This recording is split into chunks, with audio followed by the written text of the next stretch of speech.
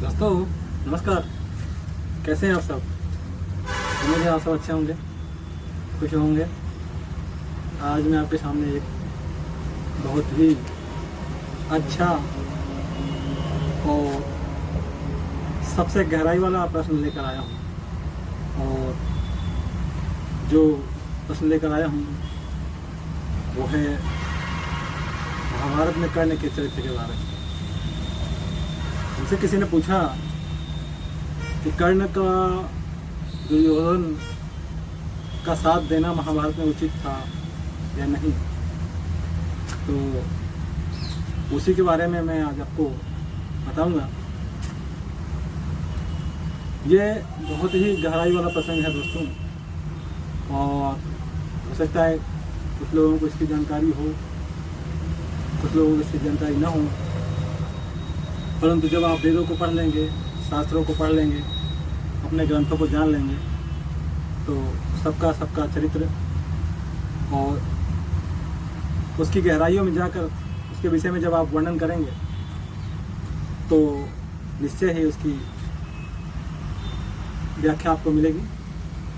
और मैं उसी तारतम्य में आपको यह प्रसंग लाया हूँ। दोस्तों, कर्ण महाभारत में एक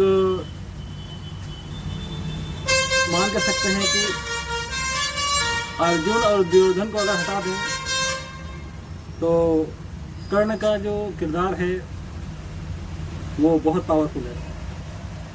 और ऐसे में कर्ण को हम महाभारत से अलग नहीं कर सकते। कर्ण को दुर्योधन का साथ देना चाहिए था या नहीं देना चाहिए था, उस पर मैं आपको अपने विचार, जो मेरी समझ है, जो मैंने इस ग्रंथ को पढ़ा और जो देखा और जो मुझे मिला, वो मैं आपसे आज साझा कर रहा हूँ। दोस्तों, कर्ण कहने को तो सूर्य पुत्र थे और कुंती पुत्र थे, परंतु बचपन में ही माता कुंती ने उन्हें अपने से अलग कर दिया और उनके पिता का भी नाम नहीं मिला, जिस कारण उन्हें सूत पुत्र कहा गया। अब आप सोचिए कि जिस बच्चे को बचपन में सूत पुत्र के नाम से पुकारा गया, उसके दिल पर क्या गुजर रही होगी। कर्ण उस काल का समाज द्वारा एक बहिष्कृत बालक था। किसी ने उसको वो सम्मान नहीं दिया जो उसको मिलना चाहिए था। भले वो सूर्य पुत्र था, कुंती पुत्र था, जिसे कोई मतलब नहीं था, परंतु उसे जो नाम मिला वो सूत पुत्र का मिला। समाज में उसको बहुत सारे तिरस्कार झेलने पड़े, कोई भी उसको अपने साथ नहीं रख रहा था। यहाँ तक कि पांडवों ने भी उसे अपना दोस्त नहीं बनाया, अपना भाई नहीं माना। और जब गुरु शिक्षा की बात आई तब गुरु द्रोणाचार्य ने भी उसके साथ अन्याय किया, उन्हें वो गुरु दीक्षा या गुरु संस्कार, गुरु शिक्षा नहीं दी जो कर्ण को मिलनी चाहिए थी। तो ये कह सकते हैं कि गुरु ने भी कर्ण को तिरस्कृत किया। समाज से तिरस्कृत, राज्य से तिरस्कृत, शिक्षा से तिरस्कृत वह बालक जब अपनी पीड़ा को झेल रहा होगा, उस समय उसके दिल और दिमाग में कैसे बीत रही होगी, आप इस चीज की अनुमान लगाइए दोस्तों। उस समय एक ऐसा किरदार उभर कर आया जिसने न सिर्फ दुर्योधन को अपना मित्र बनाया, बल्कि उसे अंग देश का राजा बनाकर उसे वह सम्मान दिया। उसी कारण उसे अंगराज कर्ण कहा गया। अंग देश के राजा के रूप में दुर्योधन ने उसको बिठाया और उसको वो पहचान दी, वो सम्मान दिया। वो सारी चीजें दुर्योधन ने उसको तब दी जब उसको सारी चीजों की जरूरत थी दोस्तों। अब दुर्योधन कैसा भी रहा हो, ये दुर्योधन का कैरेक्टर अलग है। अभी मैं कर्ण की बात कर रहा हूं दोस्तों। एक समाज से तिरस्कृत बालक, परिवार से तिरस्कृत बालक, राज्य से तिरस्कृत बालक, शिक्षा से तिरस्कृत बालक, को जब यह सम्मान मिला होगा उस समय उसके दिल पर कितना अच्छा लगा होगा कि कोई मेरा मित्र है, किसी ने मुझे राज दिया। उस समय जो दुर्योधन ने कर्ण के साथ किया,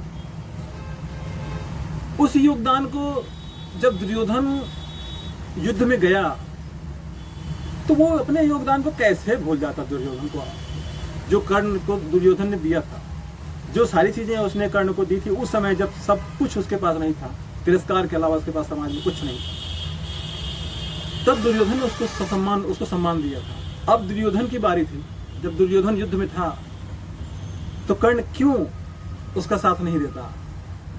महाभारत एक धर्म युद्ध था दोस्तों, उसमें सब चीजें अपनी तरह थी लेकिन सबका अपना अपना धर्म था। यहाँ पर कर्ण का जो धर्म बना वो ये था कि हर हालत में उसका दुर्योधन का साथ देना था। क्यों? क्योंकि उसने उस हालत में उसका साथ दिया था जब कर्ण को उसकी बहुत जरूरत थी। अगर दुर्योधन साथ न देता हो सकता है कर्ण होता भी नहीं। तो कर्ण का जो धर्म था, जो नैतिक कर्तव्य थे, जो जिम्मेदारी थी, जो उसके मतलब संस्कार थे, तो मेरे हिसाब से कर्ण ने जो दुर्योधन का साथ दिया वो अच्छा किया। अगर वो ऐसा नहीं करता तो नमक हलाल, उसकी नमक हलाली न होकर नमक हरामी हो जाती दोस्तों। तो नमक हरामी से बेहतर है नमक हलाली, है ना। तो मेरी जानकारी और मैंने जो महाभारत पढ़ी, मैंने जो देखी, उसमें मुझे जो कर्ण का किरदार लगा तो मुझे तो यही लगता है दोस्तों कि कर्ण ने अपना धर्म निभाया, और वो अगर ऐसा नहीं करता तो उसकी नमक हरामी में आ जाता, क्योंकि उसने दुर्योधन का नमक खाया था। दुर्योधन की मित्रता उसने तब स्वीकार की थी जब उसके पास कुछ नहीं था कर्ण के पास, और कर्ण के पास जब सब कुछ आ गया तो दुर्योधन का साथ कैसे छोड़ दे। अगर छोड़ देता तो नमक हरामी कहलाती। तो दुर्योधन का साथ देना उसकी नमक हलाली है दोस्तों, जो मेरे हिसाब से है। और कर्ण ने जो किया वो बेहतर किया। कर्ण का उसमें अभूतपूर्व योगदान है। कर्ण एक बेहतर धनुर्धर था जो अर्जुन से बेहतर था, लेकिन गुरु द्रोणाचार्य ने उसको वो सम्मान नहीं दिया जो अर्जुन को दिया, जबकि अर्जुन से बेहतर धनुर्धर कर्ण थे। तो कर्ण के साथ ये सारी चीजें हुई, और जब सब कुछ हुआ तो दुर्योधन ने जब उसका साथ दिया उस परेशानी को उसमें, तो जब दुर्योधन परेशान था तो कर्ण का भी साथ देना ये उसका धर्म था दोस्तों। और महाभारत एक धर्म युद्ध था, उसमें सबका अपना अपना धर्म था। तो जो कर्ण का धर्म था वो यही था कि अपने मित्र ने जो उसके साथ किया है उस धर्म को निभाया। तो इसमें कर्ण गलत नहीं था, कर्ण कहीं से भी गलत नहीं था। उसने ना सिर्फ मित्रता निभाई अपने दुर्योधन के साथ, बल्कि दुर्योधन ने जो उसके साथ किया, जो उसको सम्मान दिया, जो उसको समाज से तिरस्कृत थे, सम्मान उसको राज दिया, उसको वो उस स्थान पर पहुंचाया। तो उस धर्म का पालन भी राजा बनकर कर्ण ने दुर्योधन का साथ दिया। तो ऐसा भी होना चाहिए दोस्तों।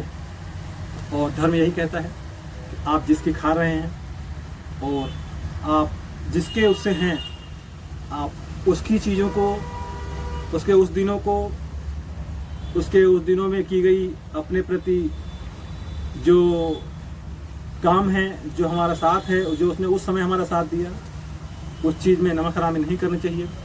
चाहे परिस्थितियाँ कितनी भी क्यों न हो जाएं, सामने भगवान ही क्यों न खड़ा हो, पर हमारा जिसने साथ दिया है हमें उन परिस्थितियों में भी उसका साथ देना है।